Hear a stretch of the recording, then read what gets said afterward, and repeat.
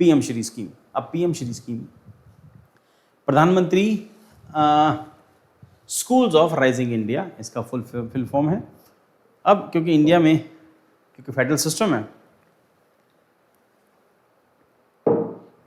State centre पर dependent नहीं होती और स्टेट बाउंड नहीं होती सेंट्रल गवर्नमेंट की स्कीम को लॉन्च करने के लिए। सेंट्रल गवर्नमेंट की अपनी स्कीम है, स्टेट गवर्नमेंट अपनी बना सकती है, कि बड़ी अच्छी होती है, कि बड़ी खराब होती है। नॉर्मली यह है कि उसमें कुल मिला के उसमें पॉलिटिक्स ज़्यादा होती है। स्कीम तो सेंट्रल की भी अच्छी है, ठीक, पार्टिसिपेशन सेंटर का रहता है। अब ममता बनर्जी की गवर्नमेंट थी, उन्होंने सेंट्रल गवर्नमेंट की स्कीम्स को लॉन्च नहीं किया था। अपने वाला भी किसी सेंट्रल गवर्नमेंट की स्कीम को लॉन्च नहीं करता, ये अपनी बनाता है अपने नाम देके, और कई सारी स्कीम इसकी भी चल रही है, ऑलमोस्ट सारी फ्लॉप है। चलो, the union ministry of education signed MOU with the West Bengal government implementation of prime minister PM Shri schools in the state. Prime ministry, इसके अंदर इंपॉर्टेंट है कि SCH जो है वो कैपिटल है, OOLS, तो इस करके ये पीएम श्री हो जाता है, अदरवाइज श्री रह जाता है।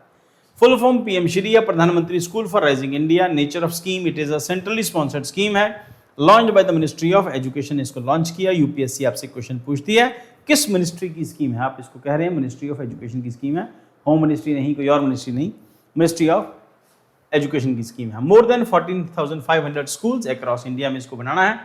That is the exemplar school is also mentorship of the other schools in the vicinity to showcase all components of the National Education Policy 2020. Pedagogy adopted in these schools will be more experimental, holistic, integrated and play toy based है to benefit lakhs of students across the country.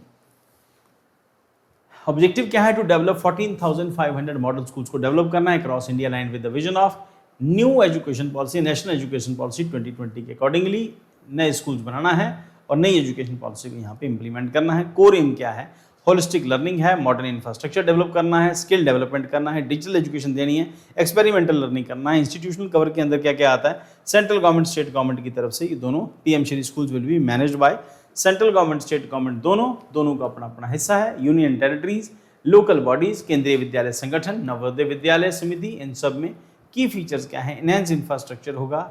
Normally ये होता है सरकारी स्कूलों के अंदर infrastructure खराब होता है, यहाँ पर साइंस लैब्स होंगी, लाइब्रेरी होंगी, आर्ट रूम्स होंगे, स्पोर्ट्स इंफ्रास्ट्रक्चर होगा, टेक्नोलॉजी इंटीग्रेशन के अंदर स्मार्ट क्लासरूम्स होंगे, डिजिटल लर्निंग टूल्स होंगे, देन ICT इनेबल एजुकेशन होगा, holistic learning approach, emphasis on play based learning है, कंपिटेंसी बेस्ड एजुकेशन है, फ्लेक्सिबल टीचिंग मेथड है, linked with national education policy 2020 reforms and school quality assessment framework, SQUAP, regular assessment of the mechanism to ensure quality standard, accountability, learning outcomes and duration of scheme क्या है?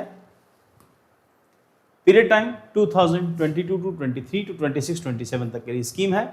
And funding pattern जिसको हमने discuss किया था, central government 60% पे करेगी, 40% state government, north eastern and Himalayan states के अंदर 90% सेंट्रल गवर्नमेंट पे करेगी, जम्मू कश्मीर के अंदर, और 10% स्टेट गवर्नमेंट का हिस्सा होगा।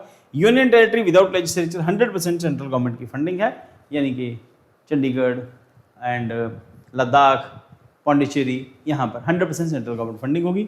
Importance of PM Shri scheme क्या है? NEP 2020 इंप्लीमेंटेशन है, foundation literacy, multi disciplinary learning है, एक्सपेरिमेंटल एजुकेशन है। Then bridging education inequality improves rural school infrastructure, access to equal education, digital inclusion, skill oriented education, promotes critical thinking, creativity, vocational exposure. अब vocational exposure के अंदर हम discuss कर चुके हैं कि वोकेशनल कोर्सेज ऐड किए गए बहुत सारे, जहाँ पर बच्चों को पढ़ने के साथ साथ बाकी की चीज़ें इधर उधर की भी सिखाई जाती हैं। कंप्यूटर है, बाकी सब चीज़ें हैं। डिजिटल ट्रांसफॉर्मेशन के अंदर क्या है? Strengthens edtech integration, smart learning ecosystem develop करना है। Challenges, implementation gap, infrastructure disparity, teacher training issue, digital divide, ये सब इसके इशूज़ हैं। फाइनेंशियल एंड एडमिनिस्ट्रेटिव कोऑर्डिनेशन, इसका मतलब ये है कि आप एजुकेशन कितनी भी अच्छी कर लो, जब तक आपके पास परफेक्ट टीचर नहीं है, ट्रेंड टीचर नहीं है और